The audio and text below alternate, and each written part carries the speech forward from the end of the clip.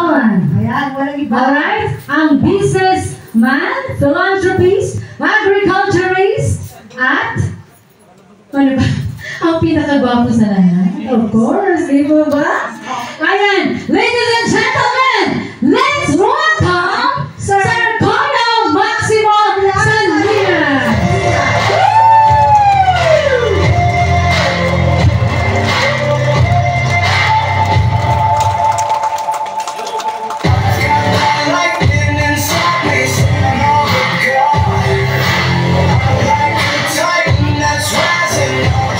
Ayan, isang mapayapa at masaganang araw sa inyong lahat.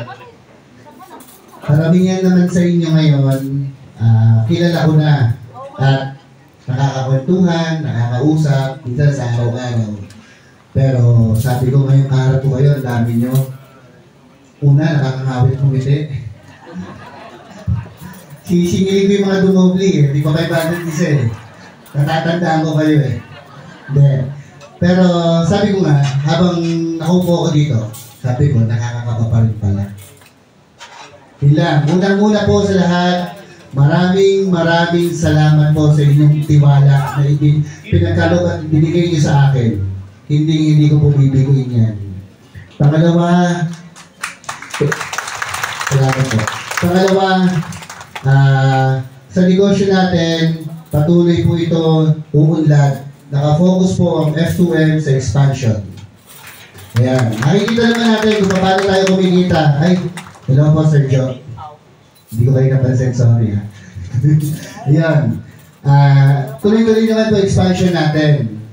Ngayon, syempre, gusto ko ipaliwanag ngayong hapon saan ba napupunta ang kinikita ni F2M. Ngayon, napupunta po ang kinikita ni F2M sa expansion. Ako lamang ay sinasumuran ko lamang din ang sarili ko dito sa kumpanya para ang expansion po natin ay tuloy-tuloy. Ngayon po, yung kinikita nyo, syempre sa inyo po yun. Hindi tayo pwedeng bumawas dyan. Baka reklamo niyo pa ako eh. Sir, kulang. Yari na namin yun. Anyway, ganito po. May anunsyo ako. 2 months na po namin tinitignan ang development ng baboy po natin. Tumaas po ba ang presyo ng baboy? Yes! Tumaas. Sa consumer, hindi naman gano. Pero ang kagandahan po sa development po ngayon ni F2M ay tumaas po ang kilo ng baboy na naabot po natin ngayon. Actually, in 2 months time na mahigit konti, kung pwede nga lang sana, dali ko kayo saglit sa Riyaya, kaya lang ang dami natin. Kita niyo naman, pag pumasok kayo, medyo bulabog. Sino na po ba dito yung mga nakapasok? Taas kamay. Ayan. Ito pong San Antonio ay isa lamang sa farm ni F2M. Bakit po natin pinasisilip yung maliliit po natin? Para at least kung maperwisyo man, maliit lang po ang mapeperwisyo sa kumpanya. Bakit po natin dito ginanap? Kasi ito lang po yung maluwag. Yung iba masisikip na po.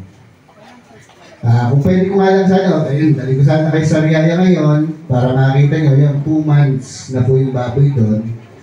Yun, nasa 75, 80 kilos na po. Sa kagandahan po ng development po natin, in 3 months time, nag-125 to 135 po tayo ngayon. So, may increase po ba? May increase? Sino gusto? Yes! Matagal na itong inaano sa akin eh. Lumumot talaga, sir, wala bang increase? Buti pa ang dollar no, nagtaas na yata ng 100. Tama ba? Hindi. Meron po.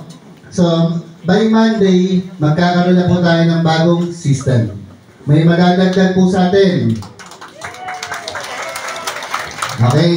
Paano po? Ganito po yan. Kayo po ang mamimili. Any amount, pwede na pong ilakin. 1 year po yun. May papipilian po kayo sa lock-in or 3 months. So, ganun po siya. So, paano magkakaroon ng increase? Kung nakalakin po kayo ng 1 year, in every 3 months niyo po, 75% na. Okay. Ang tanong, sir, bakit naman tumaas ng ganon? Dahil ulitin ko po, hindi gano'n tumaas ang presyo natin sa consumer, pero tumaas yung kilograms ng baboy na ilalabas natin. Yan po kagandahan doon. So, ayoko naman suluhin yung blessing. Kasi habang tumataas po yung kilo, tumataas ang presyo, mas lumalaki ang kita ni F2M. So, yung part na yun, ayoko naman suluhin na itago sa inyo. Hindi po tayo makasarili, baka tanggalin ang pagpapala sa atin ng Panginoon. So, yun naman, sharing naman. Ngayon po, isa 3 months, ganun pa rin, 60%. So, kayo po ang mamimili at mag-decide kung anong income ang gusto niyo. Okay po ba sa inyo yan? Yun po. So, papaliwanag ko po. Since itinaas ko po siya, at kayo naman po